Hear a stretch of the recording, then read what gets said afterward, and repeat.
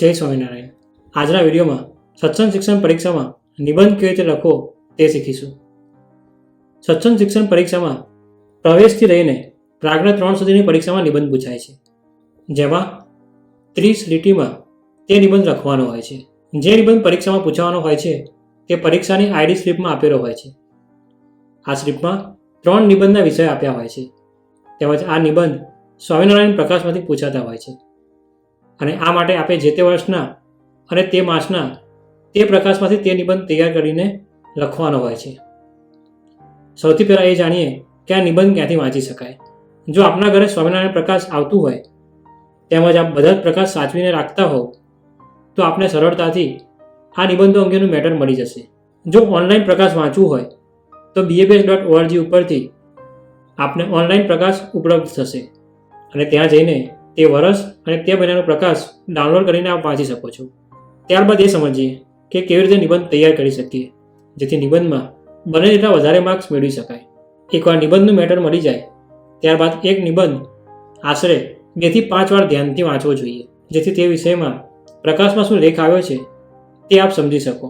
ઘણા બધા પરીક્ષાર્થીઓ એવું કરતા હોય છે કે એકવાર નિબંધ વાંચી લીધા પછી એમ વિચારે છે કે હવે પરીક્ષાના દિવસે જોઈ લઈશું અને ત્યાર પછી પરીક્ષામાં જે પૂછાશે તે લખી નાખીશું.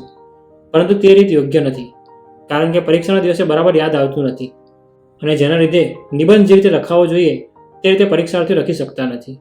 અને આ માટે જ 2 થી 5 વાર નિબંધ વાંચી લીધા પછી જો અનુકૂળ હોય તો એક નોટ અને પેન લઈને બેસવું જોઈએ અને ત્યારબાદ તે નિબંધમાંથી અગત્યના મુદ્દા, વાક્યો તે સારરૂપે લખી લેવું જોઈએ.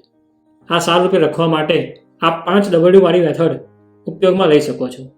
આ મેથડ કેવી રીતે ઉપયોગ કરવી તે અંગેની રીત ટૂંકમાં જ કેવી રીતે લખવી તે અંગેના વિડીયોમાં સમજાવેલ છે, તો ખાસ આ વિડીયો પૂર્ણ થયા પછી તે વિડીયો અવશ્ય જોઈ લેશો. 5W વાળી મેથડના લીધે આપણે નિબંધની સમરી તૈયાર કરવામાં ઘણી બધી મદદ મળી રહેશે. ત્યારબાદ આ લખાઈ ગયા પછી જ્યારે જ્યારે સમય મળે ત્યારે ત્યારે તે પેપરને સાથે રાખશો, તેમજ આ નિબંધો વાંચતા રહેશો અને અઠવાડિયામાં જો અનુકૂળ હોય તો 2 થી 3 વાર આખો લેખ પણ વાંચી જશો. આમ કરતાં કરતાં નિબંધ એક્ઝેક્ટલી કેવી રીતે લખવો તે આપને સમજાઈ જશે અને આથી પરીક્ષામાં તે નિબંધ લખવામાં કોઈ મુશ્કેલી નહીં પડે અને આ નિબંધને ઘણી સરળતાથી આપ લખી શકશો. જો સમયની વધુ અનુકૂળતા હોય તો એકવાર આખો નિબંધ મોઢે લખી રાખવો જોઈએ અને ત્યારબાદ જાતે ચેક કરવો જોઈએ, અથવા તો જો કોઈ બીજા ચેક કરી આપે તેમ હોય તો તેમની પાસે પણ આ નિબંધ ચેક કરાવી શકો છો, જેનાથી આપ વધુ સારી રીતે પરીક્ષામાં નિબંધ લખી શકશો. આ વિડીયોના અંતમાં ક્વેશ્ચન આન્સર રાખેલ છે, જેમાં આપને જો નિબંધ અંગે કોઈ પ્રશ્ન હોય તો તે આપ પૂછી શકો છો. આ માટે આપ લાઈવ ચેટમાં કોમેન્ટ કરીને અથવા તો વિડીયોમાં કોમેન્ટ કરીને આપણા નિબંધ અંગેના પ્રશ્નો પૂછી શકો છો. આ ઉપરાંત આ વિડીયો બાદ દરેક પરીક્ષા વાઇઝ પૂછાતા નિબંધો તે અંગેના વિડીયો આ જ ચેનલમાં મૂકવામાં આવશે, તો તે માટે ખાસ પ્રમુખ પ્રસંગમ ચેનલને સબસ્ક્રાઈબ કરશો, તેમજ બેલ આઇકોનને પ્રેસ કરશો, તેમજ આ વિડીયોને લાઈક અને અન્ય પરીક્ષાર્થીઓને શેર કરશો.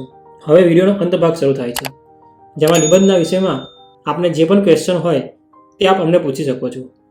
તે માટે 2 મિનિટનો સમય આપવામાં આવે છે, ત્યાં સુધી આપ આ પ્રશ્ન પૂછી શકશો.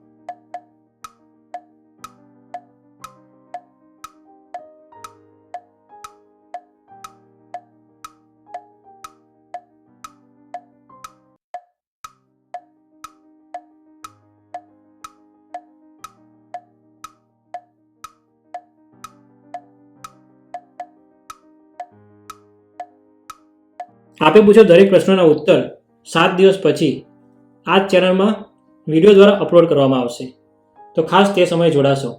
આવા જ વિડીયો માટે પ્રભુ પ્રસંગમ ચેનલને સબસ્ક્રાઇબ કરવાનું ના ભૂલશો. જય સ્વામિનારાયણ.